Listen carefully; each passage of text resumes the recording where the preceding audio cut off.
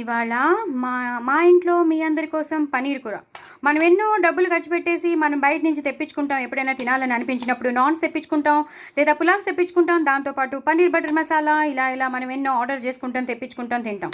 So problem లేదండి, తెప్పించుకోవడంలో problem లేదు, తినడంలో కూడా ప్రాబ్లం లేదు. కానీ అప్పుడప్పుడు మన ఇంట్లో కూడా మనం హ్యాపీగా చేసేసుకోవచ్చని నేను చెప్తున్నాను. మన ఇంట్లో ఉన్న ఇంగ్రీడియంట్స్తో ఎలా చేయాలో నేను హ్యాపీగా ఈజీగా చేసుకునే పన్నీర్ కూర అండి. ఈజీగా చేసుకునే పన్నీర్ కూర నేను మీకు లాంగ్ వీడియో షేర్ చేస్తున్నాను, తప్పకుండా చూడండి. అసలు ఎంత బాగున్నాయో పన్నీర్ ముక్కలు.